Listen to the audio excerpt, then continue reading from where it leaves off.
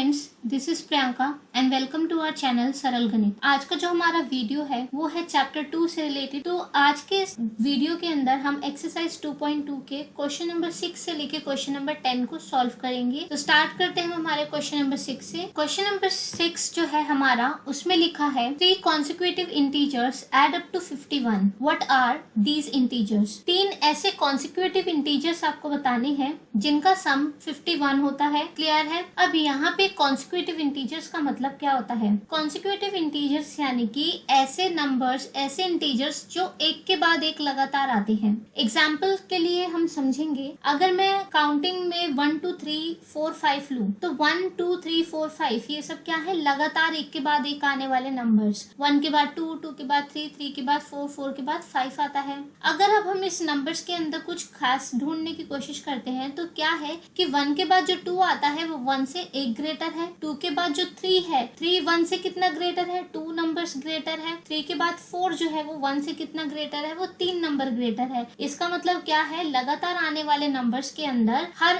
एक next number जो है अपने स्टार्टिंग वाले फर्स्ट नंबर से 1 नंबर क्या होता है? इंक्रीज होता जाता है। तो उसी तरह से कॉन्सिक्यूटिव इंटीजर्स भी है। कॉन्सिक्यूटिव इंटीजर्स क्या होते हैं? लगातार आने वाले नंबर्स। अब ये कौन से 3 ऐसे इंटीजर्स है जिनका सम 51 है, ये तो हमें नहीं पता। तो हम फर्स्ट इंटीजर को क्या एज्यूम कर लेंगे? x। और क्योंकि जैसा कि हमने पढ़ा, हर नेक्स्ट नंबर जो है वो अपने स्टार्टिंग वाले पहले नंबर से एक इंक्रीज होता है, एक बड़ा होता है। तो उसी तरह से जो सेकेंड इंटीजर है वो क्या बन जाएगा? x+1। और थर्ड इंटीजर क्या बन जाएगा? x+2। Now according to question अगर हम देखें तो क्वेश्चन में लिखा था कि तीनों कॉन्सिक्यूटिव इंटीजर्स का सम कितना है? 51। यानी कि there sum is equals to 51। Means first number plus second number plus third number, इन तीनों नंबर का सम कितना है? 51 है। फर्स्ट नंबर हमने क्या माना? x। सेकंड नंबर हमने क्या माना? x+1 एंड थर्ड नंबर हमने क्या माना? x+2। इन तीनों नंबर्स का सम कितना आ गया? 51। अब इस इक्वेशन को हम सॉल्व करते हैं। इक्वेशन को सॉल्व करने के लिए हम क्या करेंगे? इक्वेशन के अंदर जितने भी वेरिएबल्स है वो एक दूसरे में ऐड होंगे एंड कांस्टेंट एक दूसरे में ऐड होंगे। वेरिएबल वेरिएबल में ऐड एंड कांस्टेंट कांस्टेंट में ऐड। किस तरह से?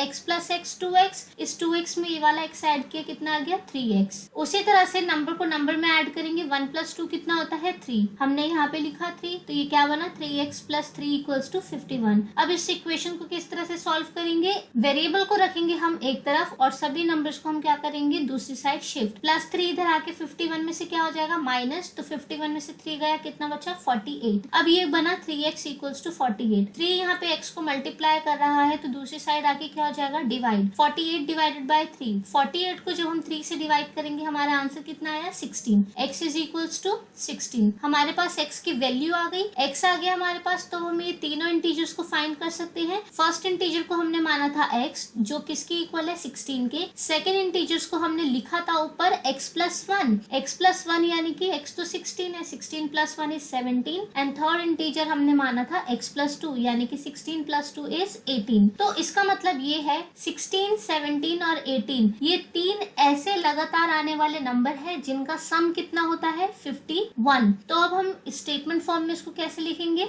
Therefore the required 3 consecutive integers are 16, 17 and 18। Previous video में मैंने आपको बताया था, क्योंकि ये वर्ड प्रॉब्लम से इसलिए आंसर को स्टेटमेंट में लिखना जरूरी होता है लास्ट में। क्लियर? आगे बढ़ते हैं हमारे क्वेश्चन नंबर 7 की तरफ। क्वेश्चन नंबर 7 में हमारा लिखा है the sum of 3 consecutive multiples of 8 is 888। Now find these multiples. 3 ऐसे लगातार आने वाले 8 के मल्टीपल बताने हैं हमें जिनका सम कितना होता है? 888। मल्टीपल्स का मतलब क्या है? वो 8 से डिविजिबल है। और कॉन्सिक्यूटिव का मतलब क्या है? वो एक के बाद एक आने वाले नंबर होंगे, मतलब 8 के टेबल में एक के बाद एक आने वाले नंबर होंगे। अब मल्टीपल्स को अगर हम ध्यान से समझें तो क्या है? मल्टीपल्स क्या होते हैं? टेबल। 8 के टेबल में फर्स्ट आता है 8, फिर आता है 16, देन 24, देन 32। अगर मैं 8 के बाद 16 की बात करती हूँ तो जो 16 है वो अपना पहला नंबर दैट इज 8 से कितना बड़ा है? 8 ज्यादा है। 8 के बाद 16 आया और अब 16 के बाद आता है 24। 24 जो है वो अपने फर्स्ट नंबर 8 से कितना बड़ा है, 16 ज्यादा है। 24 के बाद आता है 32। 32 8 से कितना बड़ा है, 24 बड़ा है। इसका मतलब क्या है, 8 के मल्टीपल में हर एक नया नंबर जो ऐड होगा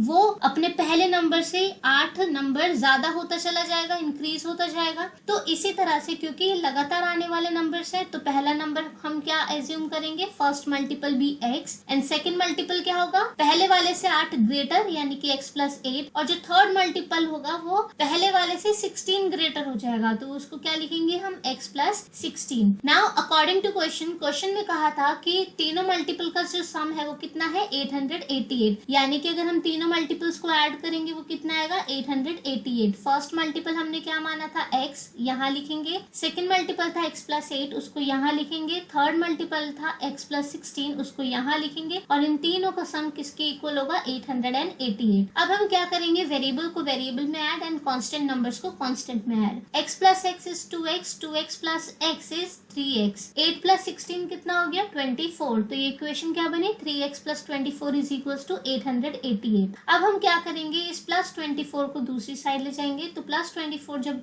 दूसरी साइड जाएगा तो क्या बन जाएगा, माइनस 24। और 888 में से जब हम 24 को सब्ट्रैक्ट करेंगे तो हमारा आंसर कितना आया, 864। अब ये बना 3x इज इक्वल्स टू 864। 3 यहाँ x को मल्टीप्लाई कर रहा है, तो दूसरी साइड आकर 864 को क्या कर देगा, डिवाइड। 864 divided by 3। 864 जब 3 से डिवाइड होगा तो हमारा आंसर क्या बनेगा, 288, यानी कि जो हमारा x है वो किसकी इक्वल आया, 288 के।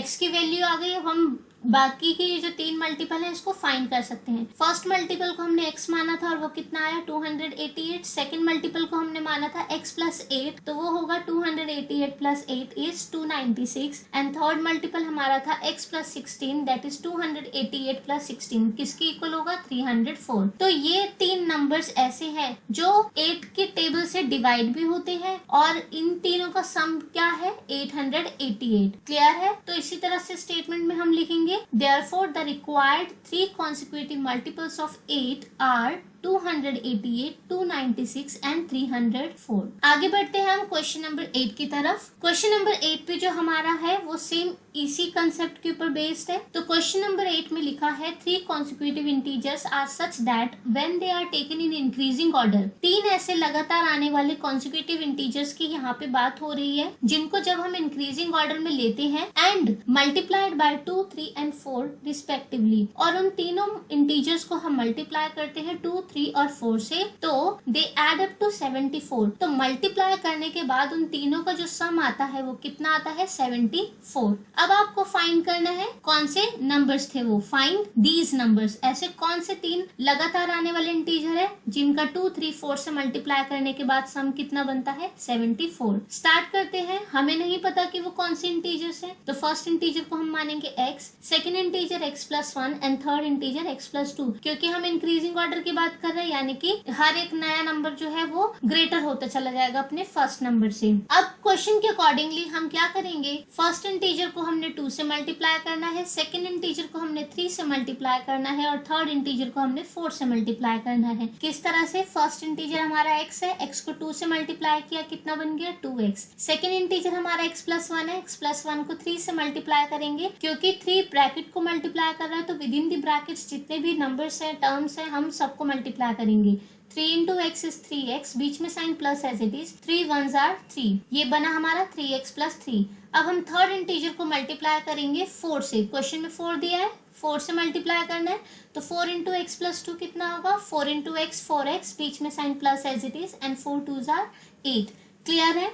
अब मल्टीप्लाई करने के बाद जो तीनों का सम होगा वो कितना आएगा, 74। तो हम क्या करेंगे, first, second and third integer को ऐड करेंगे, इनका सम किसकी इक्वल रखेंगे, 74 की। तो मल्टीप्लाई करने के बाद जो फर्स्ट इंटीजर था वो बना 2x, यहाँ लिखा। सेकंड इंटीजर हमारा बना था 3x प्लस 3, उसको यहाँ लिखेंगे, एंड 4x प्लस 8 को इस साइड पर लिखेंगे। इनका सम किसकी इक्वल है, 74 की। अब हम क्या करेंगे, वेरिएबल को वेरिएबल में ऐड एंड कांस्टेंट नंबर्स को कांस्टेंट में add. 2x plus 3x 5x, 5x plus 4x is 9x. Now 3 plus 8 constant number को कांस्टेंट में ऐड, 3 plus 8 is 11. तो ये क्या बना, 9x plus 11 is equals to 74. अब इक्वेशन को सॉल्व करने के लिए हम क्या करेंगे, प्लस 11 को दूसरी साइड लेके जाएंगे, प्लस 11 दूसरी साइड जाकर क्या बन जाएगा, माइनस 11. उसी तरह से 74 में से 11 गया, आंसर कितना आया, 63.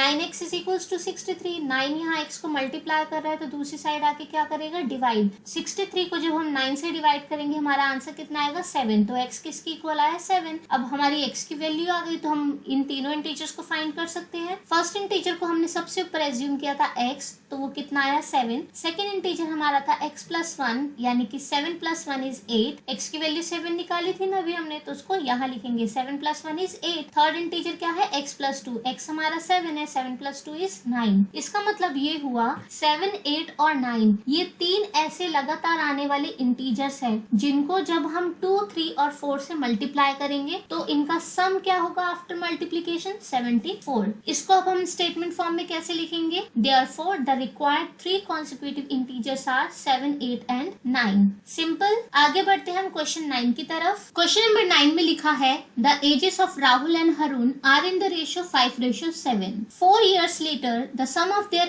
ages will be 56 years. What are their present ages? Rahul और हरुण की जो एज है वो 5:7 में है. 4 साल बाद इनकी जो एज होगी उसका सम 56 के इक्वल आएगा अकॉर्डिंग टू क्वेश्चन. क्वेश्चन में ऐसा लिखा है. अब आपको बताना है कि प्रेजेंट एज क्या है राहुल की और हरुण की, मतलब अभी वो कितने इयर्स के हैं, आपको ये कैलकुलेट करना है. एक चीज याद रखना फ्रेंड्स, जब भी रेशो वाला क्वेश्चन आएगा तो रेशो को ऑलवेज x एज्यूम करो. तो हम उसी तरह से क्या करेंगे, let the ratio be x. हमने रेशो को x मान लिया. अगर हम रेशो को x मानते हैं तो राहुल की एज हो जाएगी 5x एंड हरुण की एज हो जाएगी 7x. तो हम लिखेंगे Rahul's present age is equals to 5x years and Harun's present age is equals to 7x years. Now question में इनके 4 साल बाद की एज के बारे में बात की जा रही है. तो 4 साल बाद राहुल की एज कितनी हो जाएगी. अगर बच्चों आप अभी 13 ईयर्स के हो तो आफ्टर 4 ईयर्स आपकी एज कितनी हो जाएगी, 13 + 4 17 ईयर्स हो जाएगी. उसी तरह से राहुल अगर अभी 5x ईयर्स का है तो 4 साल बाद उसकी जो एज होगी उसमें +4 ऐड हो जाएगा. सिमिलरली हरुण की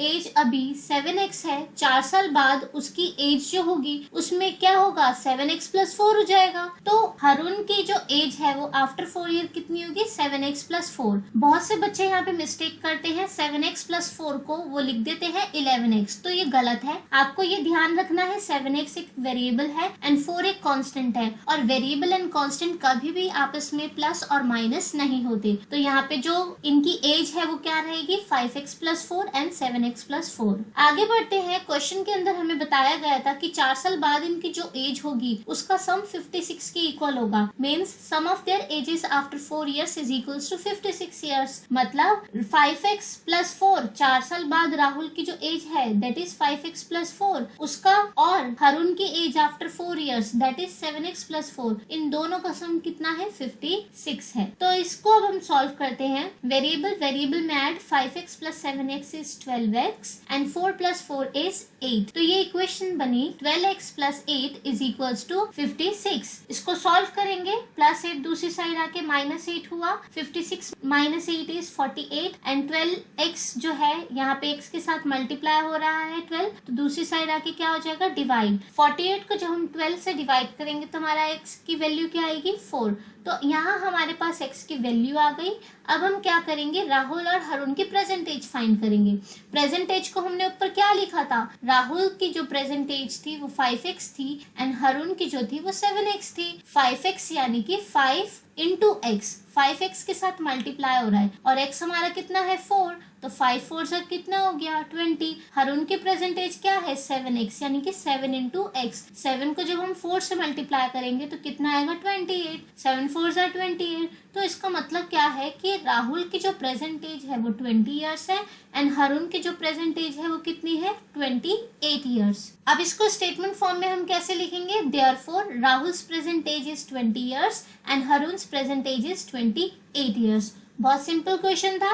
आगे बढ़ते हैं हम क्वेश्चन नंबर 10 की तरफ। क्वेश्चन नंबर 10 में लिखा है the number of boys and girls in a class are in the ratio 7:5। Again ratio वाला क्वेश्चन, रेशियो को हमने x एज्यूम कर लेना है पहले से, तो ऊपर हम लिख देंगे let the ratio be x। यहाँ पे क्या लिखा, बॉयज और गर्ल्स जो है वो किस रेशियो में है, 7:5 में है। आगे हम पढ़ते हैं क्वेश्चन को, the number of boys is 8 more than the number of girls. जो बॉयज है वो गर्ल्स से 8 ज्यादा है, मतलब बॉयज की जो टोटल नंबर है, जो टोटल काउंटिंग है वो गर्ल्स से 8 क्या है, ग्रेटर है। क्लियर। आपको बताना है what is the total class strength, class के अंदर टोटल कितने स्टूडेंट्स है, आपको ये चीज बतानी है। तो सॉल्व करना स्टार्ट करते हैं। रेशियो को हमने माना x, तो अगर रेशियो को हम x मानते हैं तो बॉयज कितनी हो गई 7x एंड गर्ल्स कितनी हो गई 5x। Clear. According to question number of boys जो है वो किसके इक्वल होंगे, नंबर ऑफ गर्ल्स प्लस 8, क्योंकि बॉयज जो है वो गर्ल्स से 8 ग्रेटर है। क्लियर। बॉयज है 7x, गर्ल्स है 5x, प्लस 8 यहाँ आया। वेरिएबल को सॉल्व करेंगे, 5x को दूसरी साइड लेकर आएंगे, 5x के आगे कोई साइन नहीं मीन्स प्लस, प्लस 5x इधर आके क्या हो गया माइनस 5x। 7x में से 5x गया, आंसर आया 2x। 2 यहाँ पे मल्टीप्लाई हो रहा है x के साथ, तो दूसरी साइड आके 8 को क्या करेगा, डिवाइड। तो जब हम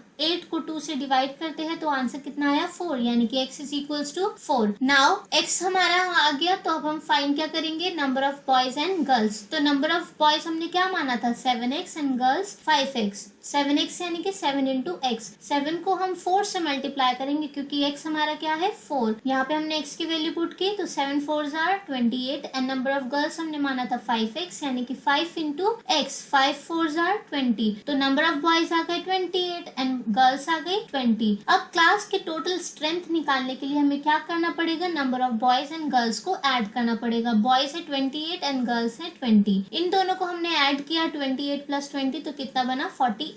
तो इसका मतलब क्या है, जो क्लास के टोटल स्ट्रेंथ है वो 48 है, therefore the total class strength is 48। So guys आज के वीडियो में हमने क्वेश्चन नंबर 6 से 10 तक को सॉल्व किया है। आई होप ये क्वेश्चंस आपको बहुत अच्छे से समझ आए होंगे। कोई डाउट हो तो हमें कमेंट करके बताएं। नेक्स्ट वीडियो के अंदर हम इस चैप्टर के रिमेनिंग क्वेश्चंस को सॉल्व करेंगे। तब तक आप इसको खूब अच्छे से प्रैक्टिस कीजिए। Bye bye.